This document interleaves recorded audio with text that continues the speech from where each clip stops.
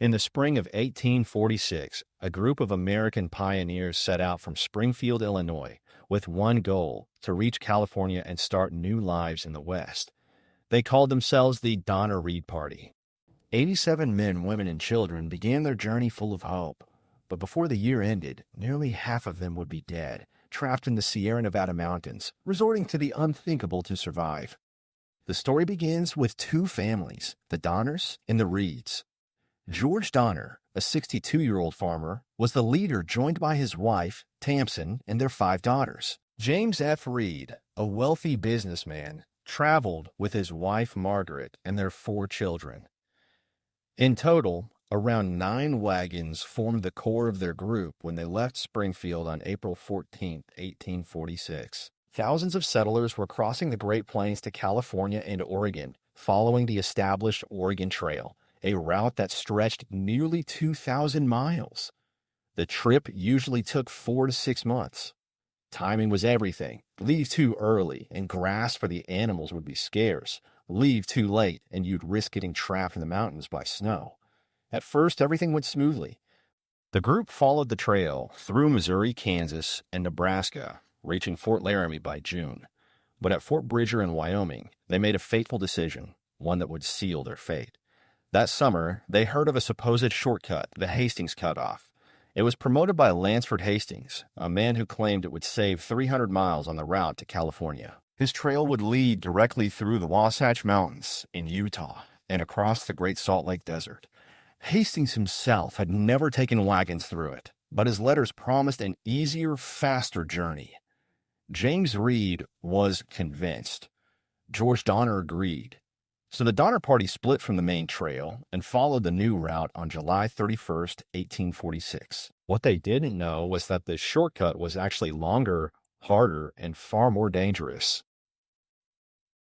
Within days, they were struggling. The Wasatch Mountains were steep and narrow, completely unsuitable for wagons. The group had to cut down trees, carve paths, and repair broken wagons almost every mile. It slowed them to a crawl. What should have been a week's travel took nearly a month. By the time they reached the Great Salt Lake Desert, their supplies were running dangerously low. The desert stretched for 80 miles, a flat, blistering wasteland of salt and heat. Hastings had written that it could be crossed in 2 days. It took them 6. During that crossing, their oxen went mad from thirst. Wagons were abandoned, food and water were nearly gone, and several animals died. Families walked for miles under the burning sun, their shoes shredded, lips cracked, and tongues swollen. When they finally reached the other side, they were exhausted and demoralized. The so-called shortcut had cost them nearly a month of precious time and drained their resources. When they rejoined the main trail in Nevada, they were weeks behind schedule and winter was closing in. In early October, they reached the edge of the Sierra Nevada mountains. The weather was turning cold, but they still believed they could make it through before the snow. Other travelers who had left earlier had already crossed safely, but the Donner Party was moving slowly. Their cattle were weak. Morale was low. Arguments broke out among the families.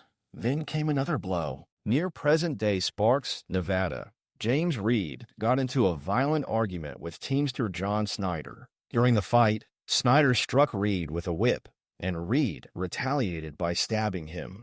Snyder died instantly. In the chaos, Reed was banished from the group.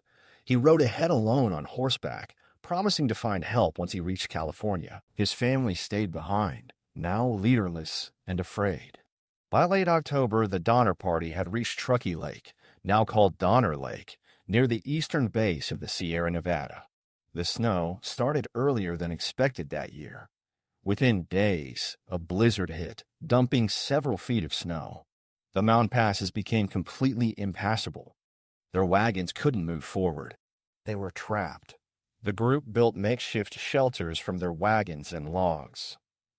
2 main camps formed, one at Donner Lake, where most families stayed, and another 6 miles back, where the Donner family was stranded with broken wagons. As the days passed, the situation grew desperate. Their food supply ran out. They slaughtered the remaining oxen, ate whatever they could find: rawhide, bones, bark, and twigs. The snow kept falling. The cold was relentless, and the isolation began to break people. At Donner Lake, Tamsin Donner tried to keep morale up, teaching her daughters and rationing what little food they had left. At the other camp, George Donner's hand became infected from an injury, making it impossible for him to help. Hope was fading fast. By December, it was clear that if no one went for help, everyone would die. 15 of the strongest members, 10 men and 5 women, volunteered to try and cross the mountains on foot. They became known as the Forlorn Hope.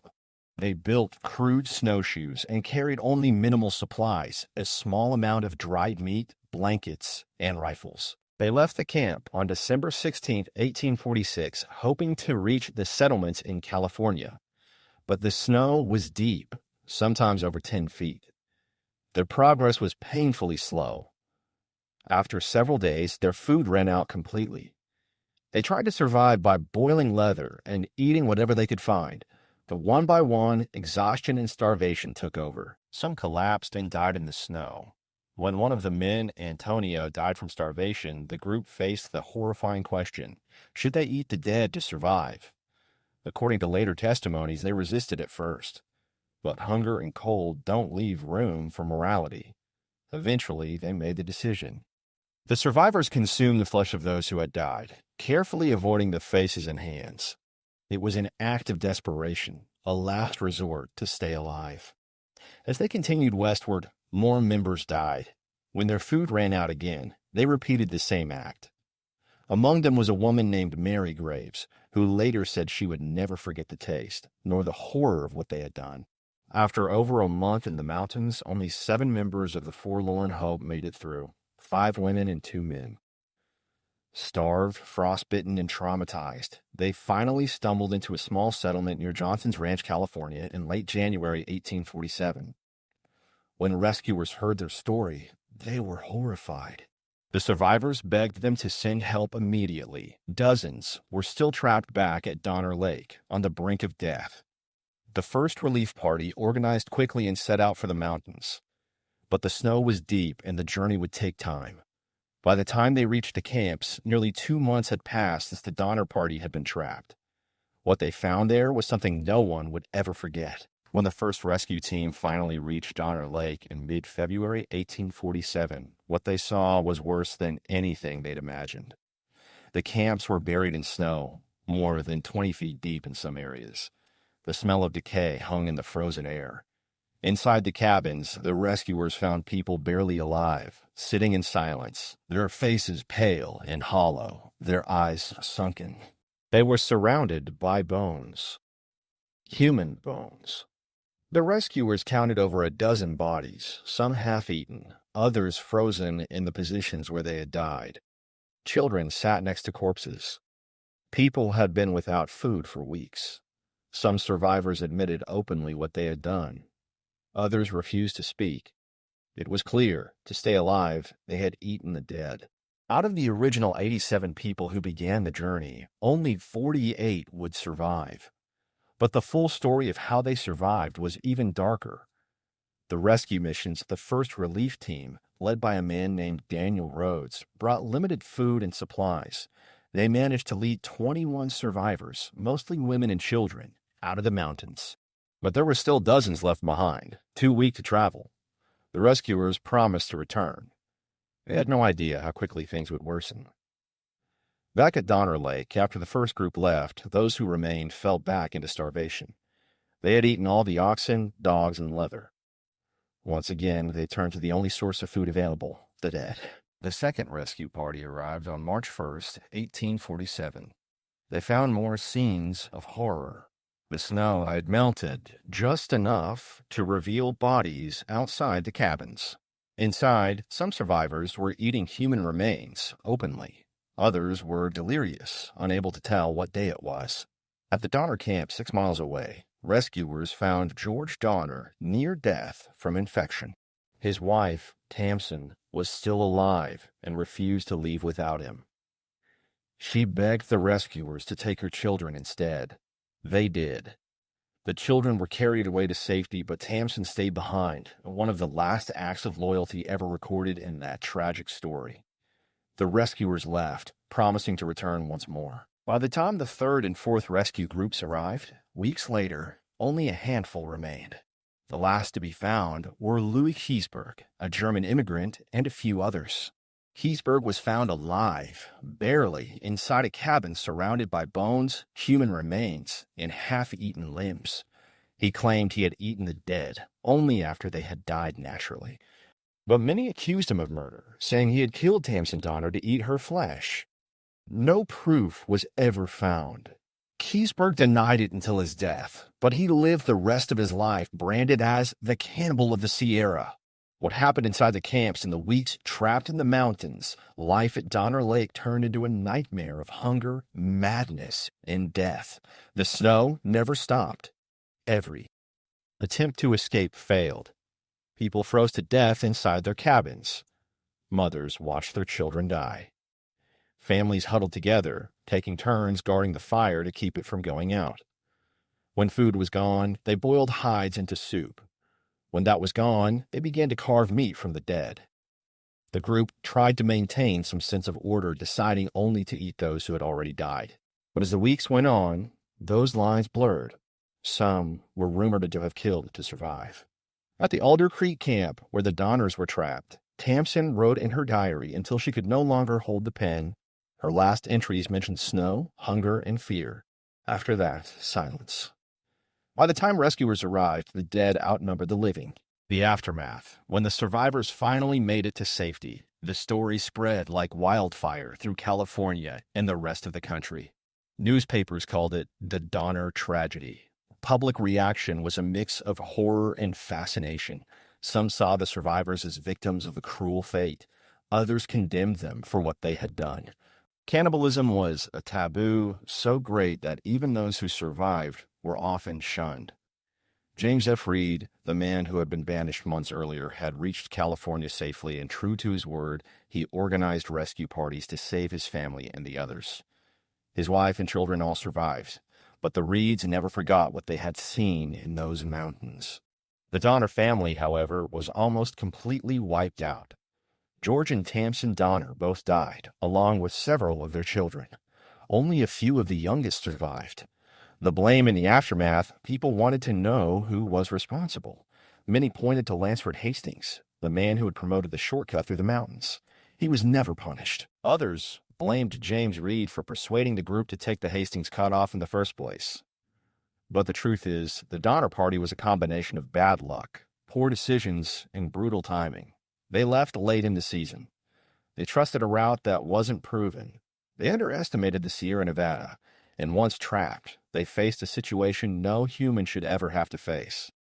The legacy today, the site where the Donner Party was trapped, is a historical landmark. Donner Lake still exists, a quiet, beautiful spot near Truckee, California. Visitors can see monuments, artifacts, and even the outlines of where the cabins once stood. But behind the scenery lies one of the darkest survival stories in American history. The Donner Party's ordeal became a warning to all future pioneers, a reminder of what can happen when ambition meets nature's indifference. The snow of the Sierra Nevada doesn't forgive mistakes. Historians later calculated that if the Donner Party hadn't taken the Hastings Cutoff, they would have arrived in California weeks before the first snowfall, and almost all of them would have survived. That single decision to take an untested shortcut cost over 40 lives. The human cost for decades. Survivors struggled with guilt. Some never spoke of what happened. Others gave interviews years later, trying to explain that they had no choice. Mary Graves, one of the Forlorn Hope survivors, said, "We were human beings, famished, freezing, and desperate. It was that or die." Another survivor, Virginia Reed, wrote a letter to her cousin years later saying, "Never take no cutoffs and hurry along as fast as you can." That line became famous, a grim lesson from the most infamous journey in the history of westward expansion. The facts behind the horror when researchers studied the site in the 20th century, they confirmed much of what had been reported.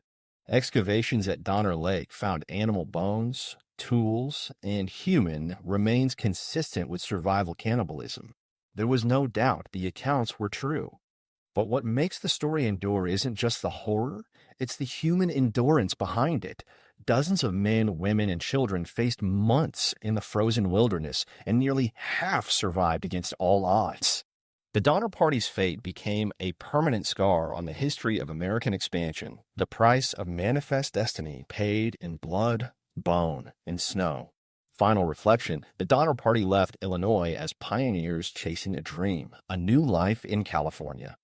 They never imagined they would become a cautionary tale that would echo for centuries. 87 began the journey, 48 survived. The rest, buried under snow, remembered only by the story of how far humans will go when death surrounds them. Even now, when winter hits the Sierra Nevada, locals say the wind carries whispers across Donner Lake, echoes of the cries that once filled the cabins, a reminder of a journey that began with hope and ended in horror.